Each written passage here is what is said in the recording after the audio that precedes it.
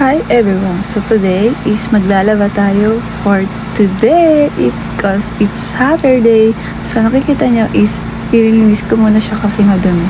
And then inaantay ko yung tubig na pumuno para and so OMG. It's so marami. Sabi guys, talaga. 1 week kami hindi naglaba. And so nakikita nyo is nag-ano ni washing machine, lagyan namin ibang damit namin dyan. And then, sa batya, isag-ano kami na malinis na tubig. At tapos na umikot yung washing machine. So, yung mga damit, islalagay ko na sa batya para makuskus namin at mawala yung mga sabon-sabon na nakaano sa washing machine. So, sobrang dami niya talaga guys. Yung iba dyan, sobrang bigat kasi ng mga tela, lalo-lalo na yung mga pantalon, at yung mga short. And so, ayan, nakikita nyo guys, is inaano ko yung tubig kung may mga damit pa. Since ilalagay namin siya dun sa malinis na tubig at tinanggal ko yung tubig din. Sobrang bigat niya talaga buhatin.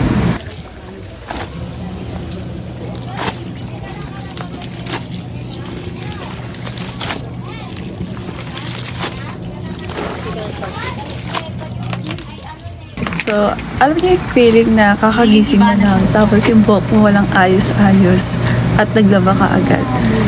Well, that feeling is so much happy and so much hardworking.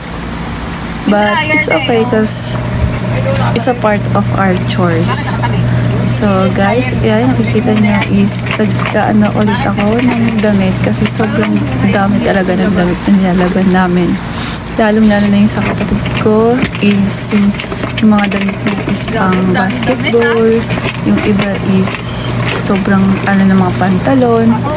Ayan, sobrang dami talaga at tinanggal ko na. Naglalaba ako na walang tsinelas. Kitang-kita niyo naman, no? Wala akong tsinelas, diba? Pinakita ko pa. And the next step is naglagay kami na sa tubig na malinis na kasi naglalagay kami ng downy para bumango yung damit na nilaban namin.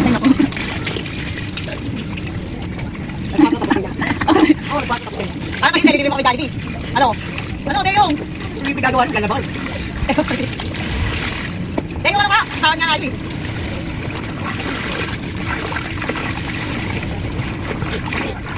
Tayo mo na to. Nalagay ko. Ay! Yan. Hirap pa.